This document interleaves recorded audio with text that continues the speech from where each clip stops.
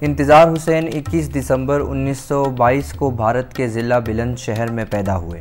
آپ ایک ناول نگار، افسانہ نگار، تنقید نگار اور صحافی تھے۔ انہوں نے میرٹھ کالج سے ایم.اے اردو کیا اور صحافت کے پیشے سے منسلک ہو گئے۔